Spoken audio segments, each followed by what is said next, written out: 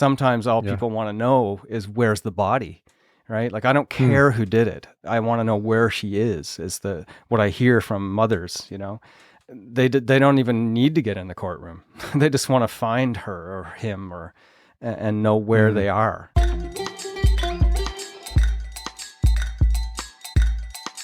Podcast Junkies, we are back. It's episode 152. I'm your host, Harry Duran. If you are new, then I'm virtually high-fiving you because I love when new people find the show. I see comments every now and then on Twitter and on Facebook that people are discovering it, and that just makes my heart warm, and welcome you to the Podcast Junkies family. So this is the show where we get to speak to a wide range of podcasters. That's the unifying thread. They're all amazing podcasters. Some have been doing it for 10 plus years. Some have just been getting started. And this is an interesting week. This is an interesting episode, my conversation with David Ridgen. But before I go there, in case you missed last week's show, we spoke to Clay Groves. He's the host of the Fish Nerds podcast. Probably ranks as one of the top album arts or episode covers, or what do you want to call it, artwork, because I always ask the guests to submit a photo, so I'm putting them in the best light when I share it on social media. And Clay's did not disappoint, so please check it out. I won't give it away, but check out the artwork for episode 151. You can check that out at podcastjunkies.com/151 to see the very fun image that Clay spoke. We had a really fun time talk about ice fishing and he's a sort of jack of all trades and just a very entertaining personality. So that was a lot of fun to record. I met him at MapCon. This week, like I mentioned, David Ridgen, he's a filmmaker at CBC, which is the Canadian Broadcasting Company, and he's been trained as a documentary storyteller and as a filmmaker, as a screenwriter, and as an investigative journalist. And he's been there over 10 years. And this is a really interesting conversation, guys and gals, because throughout the conversation, we talk actually about the difference between making a podcast and making an investigative film. We mentioned the unfamiliarity of podcasts in Canada, how David goes about finding a case to investigate. This all comes on the heels, just to set some context, of an introduction that was made to me where I found out about David's work. And initially, I'll be quite honest, I'm not a big fan of the true crime genre, but I think I've been limiting myself. And after this conversation with David, my mind has been opened up into seeing and hearing some of the great work that folks like him are putting together. So I think you'll really find it interesting.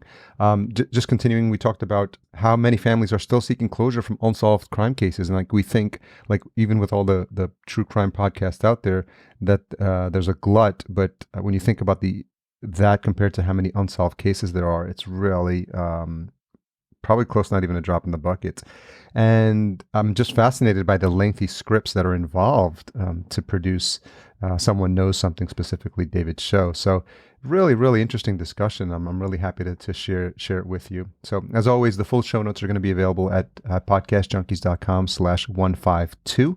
And I really appreciate you guys taking the time to look through those, and you'll see that we have I knew I was going to mess that phrase up.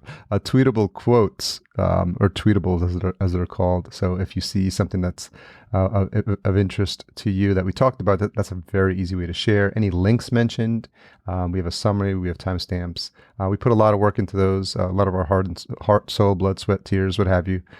So if that's of interest to you, then definitely check that out. This episode is brought to you by Podbean. So Podbean right now is having a special. They're calling it Celebrate the Holidays with free recording gear, and it's a partnership with Samson as their way of thanking all the folks who are just kicking butt with podcasts. They've partnered up together and provided a special holiday gift to one lucky podcaster. So from just ongoing through December 15th, any podcaster can enter. So you'll be hearing this in time to win a Samson streaming studio. It's going to include a dynamic microphone, desktop stand, USB mixer, headphones, XLR cable. Really, really awesome offer. All you have to do is head on over to podcastjunkies.com/podbean Samson, all one word, BeanSamson, Podbean Samson, and you can sign up for the giveaway there. Stay tuned to the end of the episode where I reveal this week's amazing retention hashtag. They're always amazing, aren't they? But for now, enjoy this really fascinating discussion. Really, really interesting with David. So, David Ridgen, thank you so much for joining us on Podcast Junkies. Oh, thanks for having me. So, David, we were connected because of some work that you're doing on Someone Knows Something. It's a new true crime podcast, and true crime seems to be top of mind for a lot of people right now. And it was born from CBS Radio. So, can you talk a little bit about the podcast itself, and then we'll dig into a little bit of your background? Sure. Yeah. I mean, I do this podcast for the Canadian Broadcasting Corporation. It's a public broadcaster in Canada. And I developed this original podcast with the podcasting group there, which was in its infancy. Basically, this was one of the first podcasts that they had developed. They had asked me to come in to develop a true crime podcast, and Someone Knows Something was born out of that. And that itself comes from my history in investigations as a filmmaker at CBC. So I was involved in one of the first cases, in fact, probably the first case I worked on is this 1964 Klan murders of Charles Moore and Henry D., which is the subject of season 3.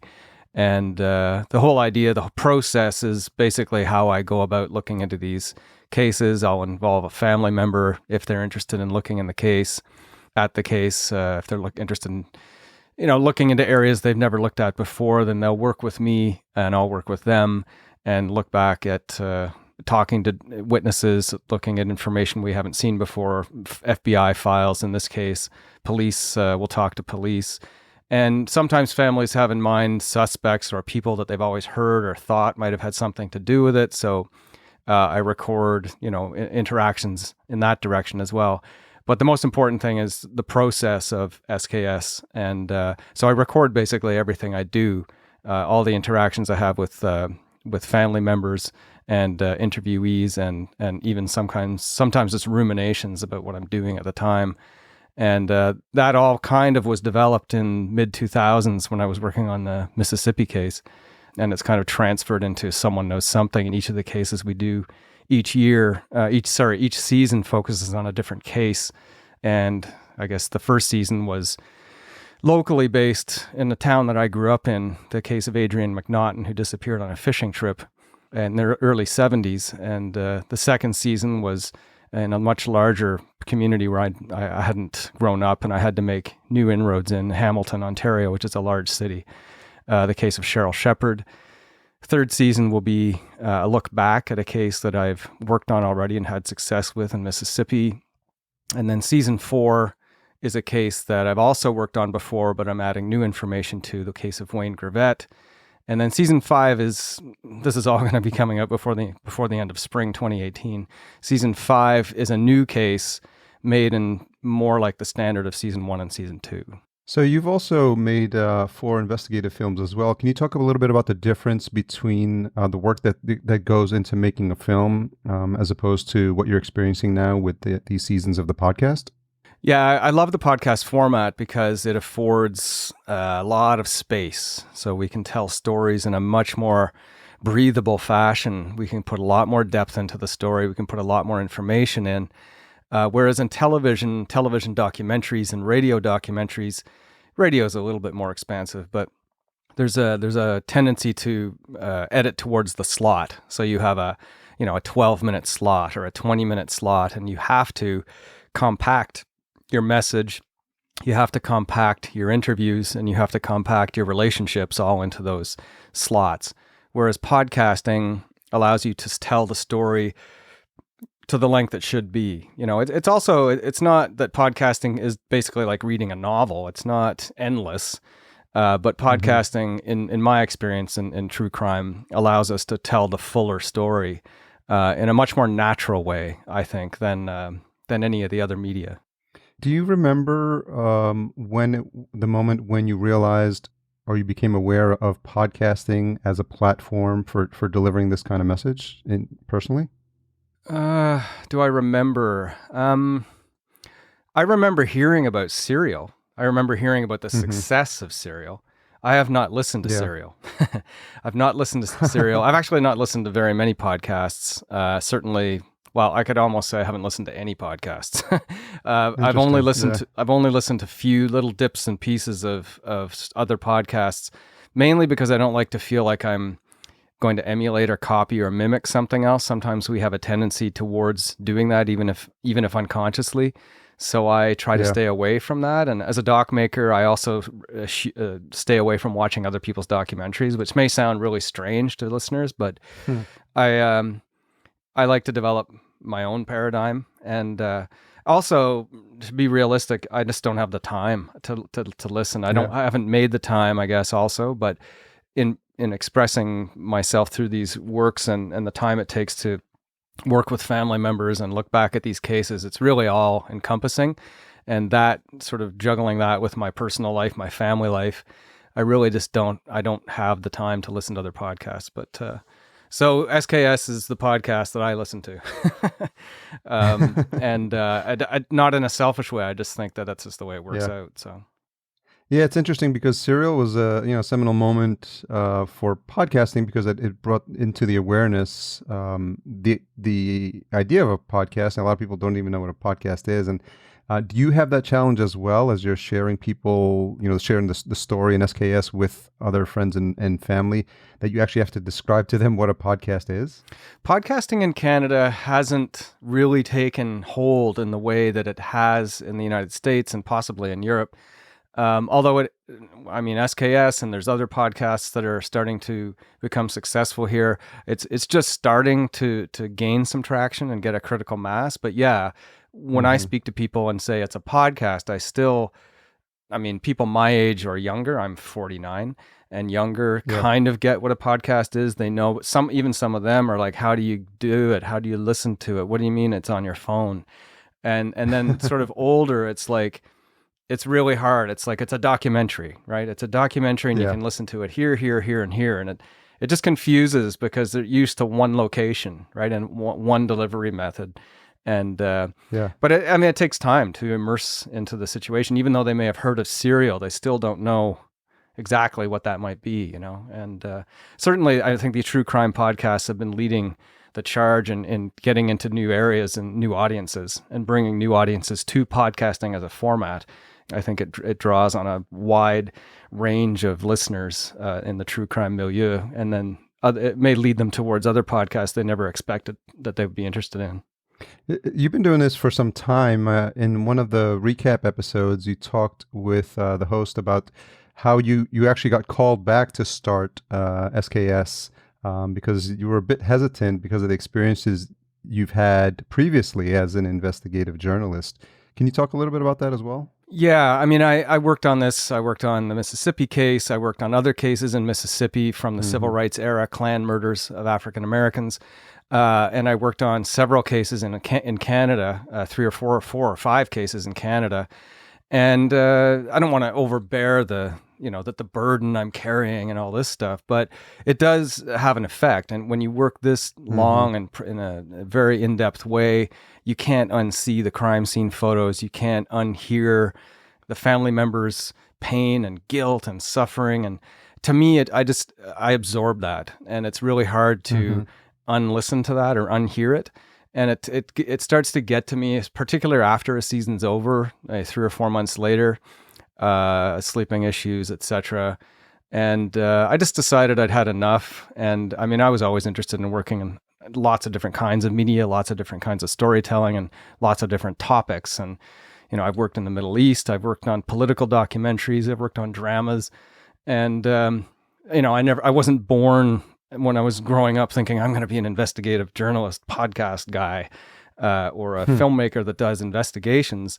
I kind of fell into it, was successful at it, and kept doing it for a while. And it started to tear away at me a little bit, in the same way that family members and police and anybody else involved in these cases can internalize these things. And I stepped away for a while, and CBC came to me and said, "We want you to come back. Consider this." I actually called all the family members I've ever worked with and asked them if they thought it was worthwhile, what we had done.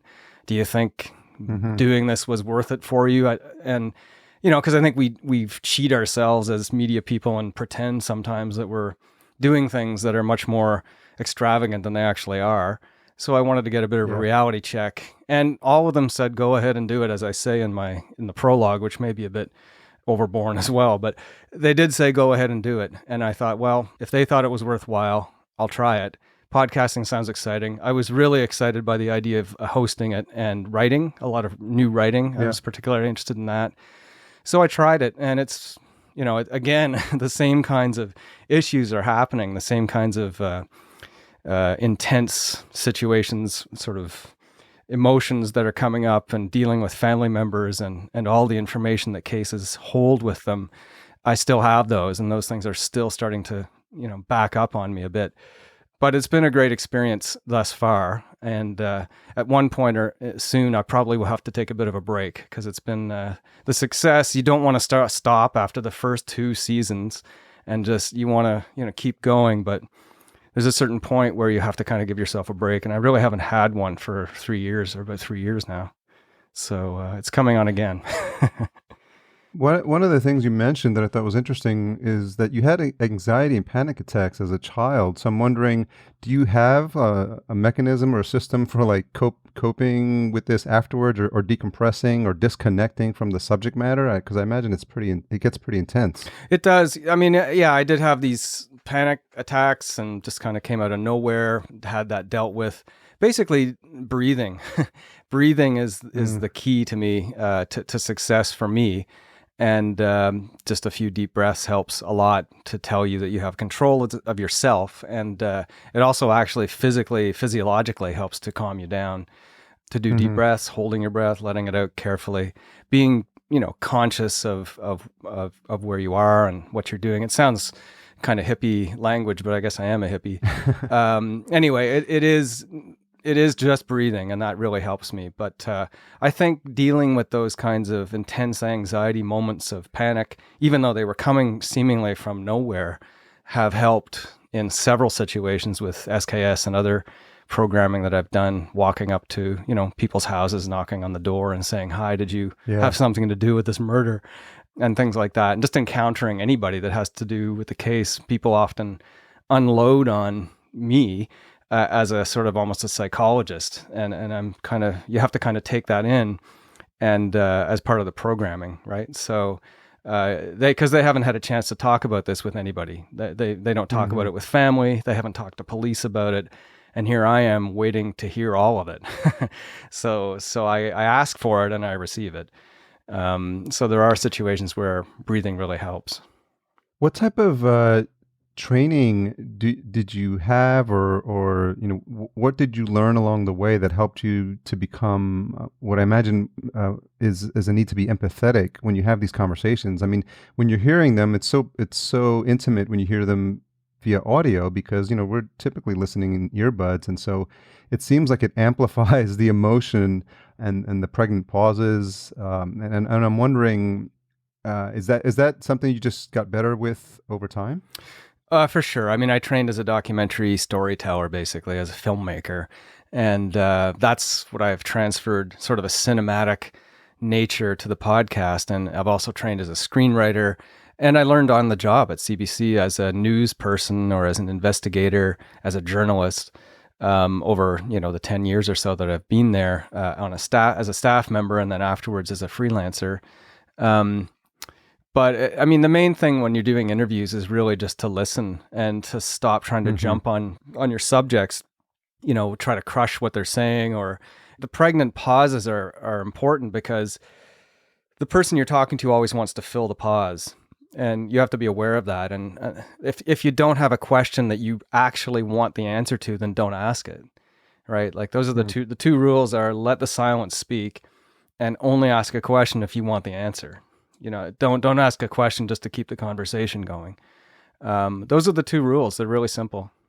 And how do you go about asking the tough questions? Because there's a couple in there where, you really you're going to open up an emotional can of worms, and I think you probably know that going in. So is there anything you do to prepare yourself to ask a really tough question, especially around these topics? Well, when you go into an interview and you know it's going to be a tough one or something likely to create some kind of anxiety in the subject, you have to kind of make a protracted, very quick connection with with the person, so that they know that what's coming is placed in with a good heart, if that makes sense. So you have to create kind of a situation where they don't think you're there as a black and white kind of I know you did it person, right? They need to feel that that you understand shades of gray as the questioner.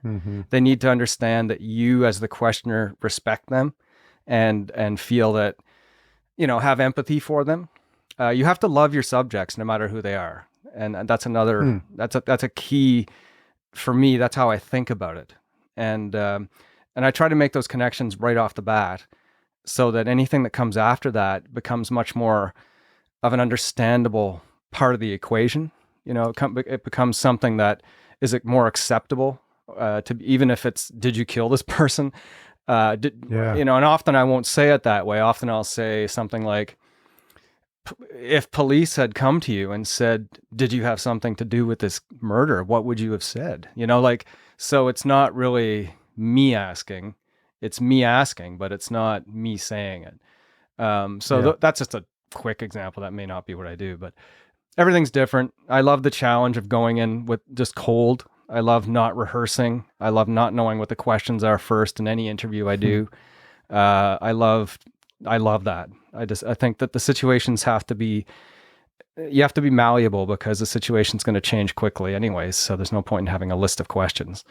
And I don't know if I answered your question or not, but no, that's fantastic. Because we as podcast hosts, it's very relevant, and I'm fascinated by the idea of interviewing subjects and difficult interviews, and I love the fact that you said that to have that pause and let that sit, because so many times we get so nervous with the silence that we feel the need to fill that space, and we end up losing a really good opportunity, because sometimes people need time to think about an answer. Absolutely. And I would say in almost every interview, you lose those opportunities. And I do it all the time still. I still feel like I have to jump in sometimes. And, I really didn't. I'll wait the pregnant pause. I'll wait another pregnant pause. Then I just say the first word of something and they're about to answer with something. They're about to give me what I was waiting for, right? So if I'd only waited that third pause, So the more time you give to wait for responses, the better. And obviously the more it's genuine, the pause. It's not like you're just sitting there looking at your watch. It has to be germane to the conversation, obviously. But anyway. As you were getting experience in investigative journalism, were there folks that were in the space that maybe you considered a mentor, or people that you looked up to, or people maybe who in the beginning that you emulated as you were getting your feet wet? Not really. And it's not to say that there's not a lot of great investigative people that have come out of CBC or out of Canada in general. I guess as a documentary maker, I was interested in the work of Michael Moore. Not necessarily in his politics, although I do tend to agree with a lot of the things he says and does. It's just the way he approaches things directly as the sort of creator of the chaos around him. I like that kind of approach where you're facilitating an action and that action turns into a documentary moment. I think that sometimes you're creating a theater when you do that, and that's not my interest. But I like the idea that you can sort of make situations where the luck comes to you, and you create a situation where something might happen in terms of getting information from somebody. And I guess that would be one person I would cite, or in early days, right? Like way back, Roger and me sort of stuff. And I can't really say any other particular person, because I really just kind of developed my own way of doing things, working with the family members, and that was it. Way back in the, mid 2000s, 2004, really it started. And I just went from there and kind of made my own paradigm. I hope that doesn't sound arrogant. I don't have any mentors. No, not at I mean, all. I've had a lot of people help me. I've had JS Journalistic Standards and Practices people at CBC help me with, talking to them on hidden camera or hidden mic situations I hadn't known that you needed sort of certain permissions to do. And obviously I get all those permissions before I do anything. We have a great legal team at CBC who have informed almost everything I do. And, there's a great people that I work with too on the show. Yeah. How do you go about finding a case? Because I imagine there's a lot of cases out there that are unsolved. So what's the process you use to figure out which one you want to dig a bit deeper into? Yeah, there's hundreds, thousands of cases. It's a real, there's no shortage of cases. So I have stacks. I had in the old days, I had stacks of actual paper on my desk for cases, and I'd go through them and look for a few pillars. One of them being a family member who was desperate or interested in helping find a solution to the case. Somebody who hadn't already done that. Somebody who always wanted to look back at the case but didn't have the means or the sort of facilitation to let that happen. I look for law enforcement that are interested in helping in a real way and cooperating and collaborating in a real way in a certain, journalistic fashion, willing to talk about, a case in more than just sound bites. And I look for cases that had maybe a viable suspect that got away, or somebody who was suspected and had been named even in the media, but some kind of technicality got them off, or for some reason something didn't go properly in the trial period or pre-trial period. I'll look for that. But often I'll get people emailing me, and we get this all the time on SKS now, and say, look, my brother died, it's mysterious circumstances.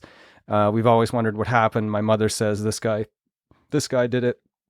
We've never had anybody help us. Here's all the information. Will you please help us? And we get a request like that at least 2 or 3 a day sometimes, it seems. And we have to evaluate them. And, sometimes we get, I know who killed JFK too, right? So it's like, and so you have to decide, maybe the person does know, but do we have time to figure out if they really know and whatever? So we have to evaluate each case on its own merits if we have time. It's a small team. Our budgets aren't extraordinarily huge by any standards. And I'm one person, and the way the show is structured, I have to do the interviews in the field. I make the relationships. I approach people for access. And it's pretty much all siphoned through my bottleneck. So I'm only capable physically and mentally of doing 1 or 2 cases at a time. Yeah. And that actually adds up to sort of 1 or 2 cases per year. And so, with hundreds going through the bottleneck of, trying to figure out if we can do them or not, we're really only going to get to a very tiny fraction of them. But that's why it'd be so great if, more podcasters could undertake some things like this. I think there's a lot of room in this market, in this area for quality work. Yeah, it's interesting because it seems to be a resurgence, and it seems like the podcasting platform has really allowed for the creation of these types of shows that otherwise would not have been in the public eye or ear, so to speak. And I think, to your point, the fact that there's hundreds, if not thousands, of these, I guess there's not going to be any shortage of opportunities for people who are interested in investigative journalism and moving it to the podcast format. Yeah, and I think people's audience of SKS, I think, understands this now, that the process of looking at these cases is as important, if not more important, than actually the outcome, at least right away anyway, because there's 95% you're never going to get to the conclusion, get into the courtroom, get a conviction at the end of the podcast. I mean, I think people who expect that's ludicrous, right? And I think that the process of the story of involving the family member, their personal journey through the case, how they change from beginning to end, like in screenplay format, how does the main character change from the beginning to the end? That defines that it's a screenplay. Those are important elements to SKS that I think people listen for. I think our listeners understand that it takes a while, and sometimes justice doesn't take the format of just a courtroom. Sometimes truth is enough for a family to get what they call closure. I think it's a problematic term, but family members say closure all the time. And Closure can just be facing what you always feared, right? And it's like throwing somebody into the elevator, I always say, who's afraid of elevators. And that's an important story. Hearing that journey and experiencing it, seeing family members listen to stories that other people tell them, witnesses tell them, learning about their lost loved one or in ways that they've never known before, feeling like they have power and agency. Those are important factors, and not to be overlooked. And I think they're actually the highlights of our series. That's how I see it. What's interesting is that for a while I was of the mind that the true crime is just sensationalizing the crimes, but it's not like. And I think what you're doing with investigative journalism is you're really shining a light on these cases that would otherwise have gone unnoticed. But this aspect of closure, I think, is really important. And if there are hundreds and thousands of cases out there, there's potentially that many families who have yet to have that sense of closure with regards to their respective case. Absolutely. I mean, there's as many families like. If there's a case, there's going to be a family, there's going to be friends, there's going to be, huge tree of people connected in a web to the case that have had some kind of, loss connected to them. And humans can experience lots of different kinds of loss, and sudden disappearance of somebody has got to be one of the worst because the answers just don't ever come, right? Sometimes all people want to know is where's the body? Right? Like, I don't care who did it. I want to know where she is what I hear from mothers, and they don't even need to get in the courtroom. They just want to find her or him and know where they are, right? That's what troubles humans. Not necessarily, because justice, okay, you go to the courtroom, you get the guy, he gets to jail, you walk out and you still have the loss, right? So it's got to be more than just getting into the courtroom. Truth is a big part of it, right? And you can't get to the courtroom without finding the truth. So, yeah, that's really important. You touched a bit on the team. Can you talk about the importance of having that support team around you and how everyone is contributing to the final production? Sure. So first season, it was really, I did most of everything on my own. I had some help from associate producers. Second season, it was much more sort of, we got kind of a little bit of a model going, a work model.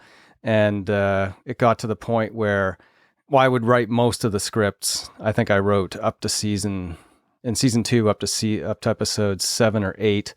And then I had some associate, because the time comes so quickly and I'm not able to keep up with gathering information, figuring out what the script's going to be and then getting it ready for broadcast. Once you start going, I don't ever start a season with everything written. Mm-hmm. So there's always like a kind of, the treadmill starts to go faster and faster as the episodes come out. And it gets to a point around episodes 8, 9, where I physically am not able to, consider looking at all the scripts myself. So I've had last season a couple of producers that are working with me chunk out some of the episodes, and then I'll come back and we'll work them together, and then I'll work on the last 2 episodes kind of thing. So I have had help chunking episodes together, and same goes for season 3 as well, where I was trying to take a break in the summer. It turned into a 2-week break rather than 4 months, which I had planned. I had help constructing, from my previous work, which I had hundreds of hours of material from, putting, chunking together structure and example voiceover and things. So I go and then rearrange and rewrite, but it makes it a lot easier for me to consider doing multiple seasons within a year. And I think the regular seasons, like season 5 coming up, season 1, 2, and 5, it will be the same. It'll be mostly me writing everything, but there may be a couple of episodes that I get some help with. How much time would you estimate goes into each episode? Oh, geez. So, field recording, you've got to do the field gathering. You've got to do transcription of everything. Everything has to be transcribed before you even start writing. Yeah. And then there's the writing process. There's the vetting of the script. So it goes around to everybody, including lawyers. Once it gets vetted, there's the rewriting, and then it gets, looked at again, and then there's more rewriting, and then it goes to mix, and then there's vetting of the mix and lawyering of the mix, and everything happens sort of in sequence. And then so you've got episode 1 that's happening to, and then you've got to start episode 2. So eventually you get like 4 episodes all at different stages, and it becomes a bit chaotic.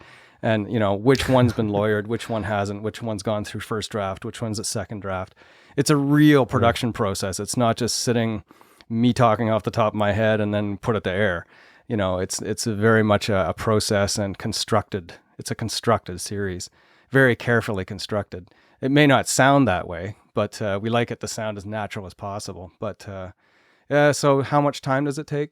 Geez, it's hard to know. I would say field production usually, I don't know. I don't even know how to estimate that. Be 2 months off the top, and then that's me doing interviews and stuff. And then, if new things come up, I'm back out in the field recording. So that's another 3 weeks on top of that, just field recording over time. And then the scripting process is probably a month and a half to get one script in shape. And then, you do a lot of this concurrently. So it's not like you're waiting a month and a half for each script. You're doing them sort of 2 or 3 at the same time. And then all that other process takes about another 3 weeks. So I can't even estimate it. It's it's a lot of work from top to bottom to top. How important is the music? I mean, it's all audio, and it really sets the scene a lot of times. So how much thought goes into that? Well, we have a great mixer. Cecil Fernandez is our mixer, and he's worked on the show for season 2 and season 3, and he'll be doing season 5 and 4.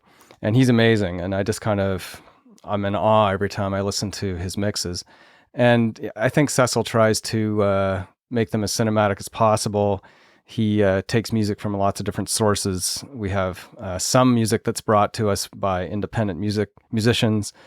We have some music that's created by people on the show, actually, and other music that he gets from other sources. And he tries to layer the music, but also I, in the field, gather a lot of source audio, a lot of wild sound that Cecil uses as part of the score. So there's a lot of natural sounds happening, what's going on around me, wind chimes or dogs or me shuffling papers or walking into a house with the creaky door. All that adds to the sort of the world that I'm in. And we try to keep people in that world as much as possible without jumping out of it. And this, I think in season 5, we're going to try to, or I'd like to try using less voiceover from me if possible and using more in the field discussion, because I'm trying something new where I talk more about what I'm doing while I'm there. But inevitably, there's going to be transitional moments where I'll have to use voiceover. But we're going to try a slightly different approach, I think, for season 5. Well, it's really fascinating because it's a bit different than what we normally do as solo podcasters, and it's always interesting to see the production process for what you're doing and the work that's involved behind the scenes, so that we end up with maybe like a 20-minute, 30-minute episode sometimes, and there's probably hours, if not days, of total work that's gone into that. Oh, I mean, yeah, scripts start at about 100 pages and they end up sometimes around 70, and then the mix takes it down to about 55. So you get cut, but the scripts can be anywhere up to 120 pages for each episode. Wow. Yeah, it's quite a process, and I have myself asking myself, maybe I should just call family members for each episode and just talk to them for half an hour, and that's it. Just talk about the case or something. But then no one's going to be satisfied with that. Then I would feel exploitative, and I would feel like it was just a flavor of the week or something. It's not what I do. So. Yeah, and so I'm also curious because as podcasters we also have our normal lives going on, and so how important is the support of friends and family as you're going through this process? I tend to involve my family in the work because I don't like spending a lot of time away from them. So I tend to involve them in going to these places. They don't come with me on the record sessions, or they're not like standing behind me or something. But I tend to take them along with me, and then I go and do something if it's away from my Toronto home base area. But they're very understanding. They all know the cases. My son knows everything about this season 3 that's coming out. He knows everything that I know about the case almost. He grew up with it. He's been in Mississippi with me as many times almost as I have. And I think it's important actually for support in my case, especially. I don't think I wouldn't be able to do it without that kind of closeness with close-knit sort of family connection. And also friends are involved. I've got friends coming, and for example, for season 3, the Mississippi case, I've had 2 or 3 different friends come down with me just to help out. They were interested, so they came, and I make friends on these cases as well. So I'm in touch with not only family members who become friends in a way, all the family members, but also former police and everybody. I've got this kind of huge crowd behind me that, and I'm sure you do. Anybody who does any kind of field work and close-knit kind of intense situations develops friendship. And that really helps me. It's kind of like the group, the support group. And I have people calling from different cases and asking me how this one's going and, try to provide support that way. Yeah, we can't understate enough the importance of having that support group, especially when you're dealing with a topic as tough as what you're doing with the podcast. Yeah, I mean, it's a bit of a balance. Obviously, I'm not going to come home and say, "Yeah, I just saw a body blown to smithereens on a picture." Like I don't try to involve them in that way. I just talk about the case and things like that. I don't want to give the impression that I'm sharing personal family information with the family. That's not what I'm doing. But anyway. Just a couple more questions as we wrap up. Just changing gears a little bit. What's something that you've changed your mind about recently? Something that I've changed my mind about?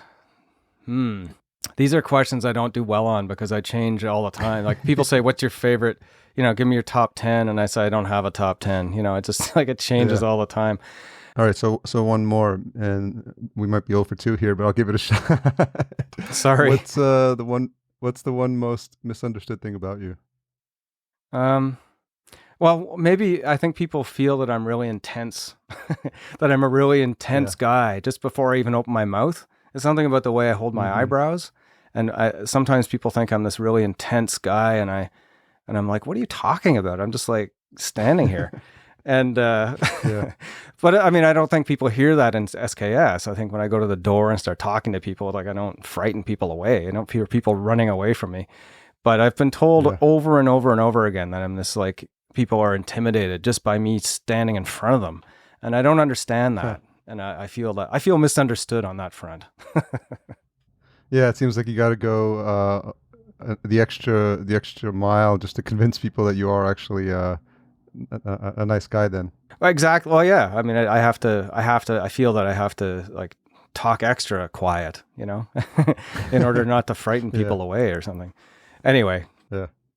I want to thank you for taking the time to jump on the call. It's been really interesting because, the world of podcasting, there's no one type of podcast, as we've come to find out, and there's people doing so many interesting things, and the true crime and investigative journalism is really fascinating. So I'm glad you were able to shine a light on the process, because it's fascinating for us as podcasters to see the work that gets involved and how dedicated you are to this craft. So thanks for taking the time. Oh, thanks. Thanks for taking the interest. I think there's a lot of room in the podcast area for investigative work too, not just on true crime, but white collar crime, any kind of crime, political crime, especially now. And I just feel like that's just wide open, and I think there would be a lot of ears interested in that, and agency. Like you're actually getting something done. You're making something happen, and I think people enjoy hearing or taking part in that process. Very interesting. What's the best place for folks to get more information about you and or the podcast? Well, I have a website, ridgenfilm.com. That's my last name, Ridgen, ridgenfilm.com, and also there's the cbc.ca/SKS, and that's our SKS webpage at CBC. Okay, we'll make sure to put all that in the show notes. And thanks again for taking the time and sharing your story with us. Oh, thank you. Take care. Bye-bye. I'm very grateful for David for coming on the show and for the way in which I was introduced to him, because he wasn't on my radar, and it was just a way for me to continue to open up. If I remember correctly, it came through a press release notice. I've been getting a lot of those recently as Podcast Junkies is getting more visibility. And I take the time to read them. And if I find something that's engaging or I see a host that's doing something interesting, I'm opening myself up. Typically, it would only be someone that I'd engage with at a conference. But I like the idea of mixing it up. And I feel it's my responsibility to introduce you to just new genres and new types of podcasters. That's not a one size fits all. We don't all do the same thing, and we don't all do it in the same way. And I think we share this common umbrella, or we are under this common umbrella of being just passionate about podcasting. And so I'm going to continue to do that as much as I can on our way to episode 200. Intro and outro music, as always, composed by Cedar and Soil. Check them out at cedarsoil.com. Don't forget to visit our sponsor and support our sponsor, Podbean. You can sign up at podbean.com/podcast junkies. And to take advantage of that giveaway and their partnership with Samson, that equipment giveaway, head on over to podcastjunkies.com/podbean Samson. Tune in next week for my conversation with someone who I've had the pleasure of helping with his podcast. He's a good friend. He lives here locally. Just an amazing, amazing storyteller. I'm so excited to finally get him on the show. He is Professor Eric Truels, otherwise known as Truels, host of E-Travels with E-Truels. It's a joy when I get to speak to someone who's has such life experience. It just makes for a much more engaging and fun conversation. And on top of that, he's a really good friend as well. So excited to bring you that. That's going to be happening next week. You have no doubt stayed to the end of this episode because you are a super fan and because you know what's coming. It's the retention hashtag. So this week it's going to be CBC David in honor of the Canadian Broadcasting Company. So it's C as in Charlie, B as in boy, C as in Charlie, David. That's the hashtag. And you can tag myself, podcast_junkies, and David at D Ridgen. That's DRIDGEN. And just let us know you made it to this far and be included in the super secret club. I might have to get a ring for you guys at some point. Don't forget to sign up for our newsletter to receive my weekly episode updates, podcastjunkies.com/8tools if you're new. And for the veterans, if you have not done so already, you know that I keep asking you, and you know that I'm speaking specifically to you because you haven't done it. Podcastjunkies.com/iTunes, and leave us a beautiful 5-star review if you believe I merit it. That's all, guys. Thank you so much. Have a fantastic week.